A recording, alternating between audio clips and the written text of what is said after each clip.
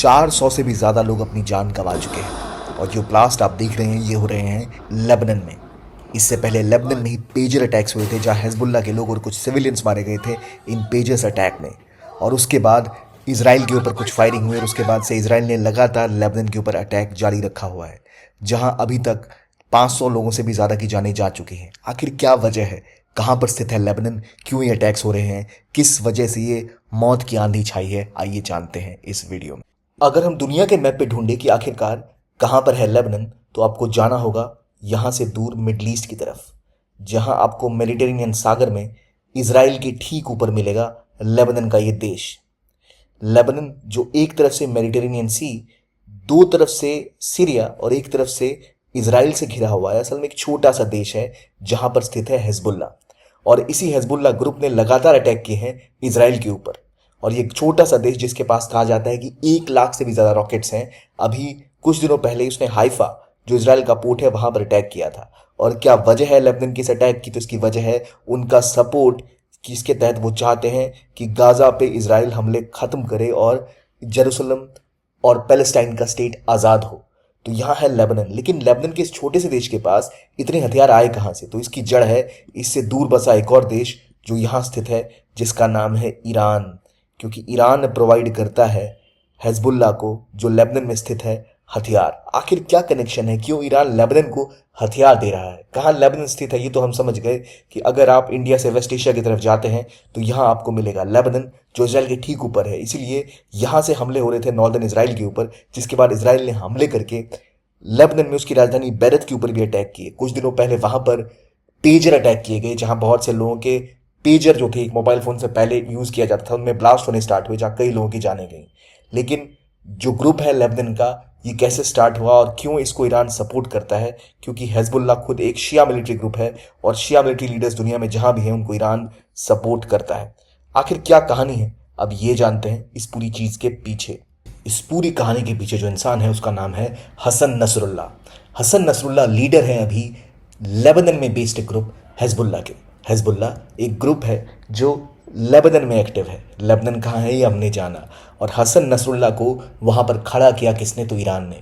1980 के बाद से ही लेबनान में लगातार जो शिया ग्रुप्स हैं उनको ईरान सपोर्ट कर रहा था। और हसन नसरुल्लाह के अंतर्गत लेबनान में एक स्ट्रांग फोर्स बन के उभरा हिजबुल्लाह, और जहां से उन्होंने पहले अटैक करने स्टार्ट किए इसराइल के ऊपर। 2000 के आसपास जब इसराइल और लेबनान में एक बड़ी सी जंग छिड़ गई थी, वहां पर हिजबुल्लाह ने बहुत स्ट्रांगली आकर लड़ने का काम किया और एक बड़ी सक्सेस के साथ बहुत हद तक उन्होंने इसराइल। उसके बाद से ही हसन नसरुल्लाह और हिजबुल्लाह लगातार, याद रखिए हिजबुल्लाह एक ग्रुप का नाम है जो लेबनान में एक्टिव है और ये इसराइल से लड़ाई लड़ रहा है। असल में इस्लाम में 2 प्रमुख सेक्ट होते हैं, एक है शियाज का और एक सुन्नी का। शिया ग्रुप को हमेशा ईरान सपोर्ट करता है और उसी के तहत उन्होंने लगातार सपोर्ट किया है किसका?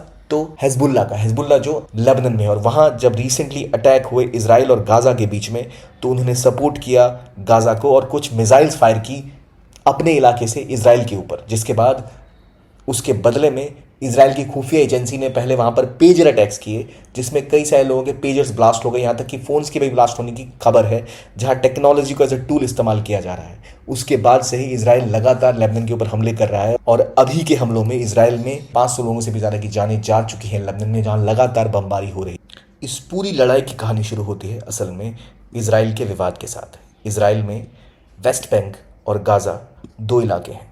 गाज़ा यहाँ स्थित है, जिसके साथ जहाँ पर हमास एक्टिव है। हमास और इसराइल के बीच में लगातार युद्ध हो रहे थे। जब रिसेंट युद्ध हमास और इसराइल के बीच में शुरू हुआ, वहाँ पर लेबनान ने एक बार फिर, लेबनान में स्थित हिजबुल्लाह ने सपोर्ट किया किसको? तो हमास को, और उन्होंने भी हमले शुरू किए इसराइल के ऊपर। बदले में इसराइल ने खुद लेबनान के ऊपर हमले करने स्टार्ट कर दिए। और इनको सपोर्ट कौन कर रहा है? तो यहाँ बैठा ईरान। पर हमें एक चीज़ समझनी चाहिए कि ईरान का ये सपोर्ट जो लगातार लेबनान को मिल रहा है और हमास को मिल रहा है, इसकी वजह से पैलेस्टाइन, गाज़ा और लेबनान के आम लोग भी मर रहे हैं। जहां 500 लोगों से ज़्यादा की जानें गई हैं, उनमें कई सारे बच्चे हैं।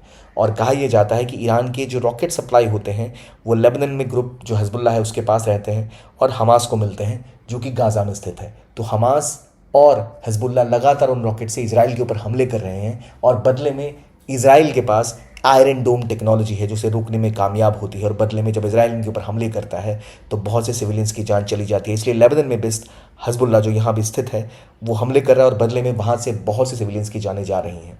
अब आगे जंग कहाँ जाएगी हमें नहीं पता।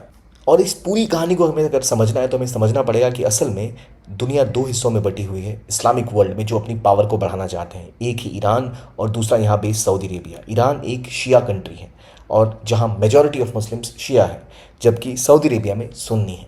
दुनिया में जहाँ भी शिया ग्रुप्स हैं जो एक्टिव हैं या जो अपनी लड़ाइयाँ लड़ रहे हैं, उनको लगातार ईरान सपोर्ट करता है। और इसराइल गाज़ा स्ट्रिप जहाँ पर हमास एक्टिव है उसको भी ईरान सपोर्ट करता है, जबकि हमास एक शिया ग्रुप नहीं है, उसके बावजूद अगेंस्ट इसराइल हमास को लगातार ईरान सपोर्ट करता है। इसके अलावा लेबनान में उसका एक और ग्रुप हिजबुल्ला है जिसको वो फिर सपोर्ट करता है, जो बार बार हमले करता है इसराइल के ऊपर। और इसराइल के साथ कहानी ये है कि इसराइल ने कुछ हद तक सीरिया का हिस्सा भी अभी तक अपने कब्जे में रखा हुआ है, जिसका नाम है गोलन हाइट्स। वो हिस्सा इनके पास अभी भी कब्जे में है, और वहाँ की वजह से भी लगातार हिजबुल्ला के साथ उनके झगड़े चलते ही रहते हैं।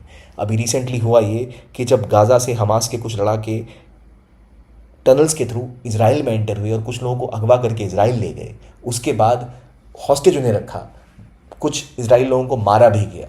उसके बदले में इसराइल ने वहाँ पर रॉकेट फायरिंग स्टार्ट की, रॉकेट लॉन्चेस किए, बहुत भारी मात्रा में गाज़ा में लोगों की जानें गई जो सिविलियंस भी थे। और ये देखकर लेबनान में जो ग्रुप एक्टिव है जिसका नाम हिजबुल्ला है, उसने अटैक करने स्टार्ट किए इसराइल के ऊपर।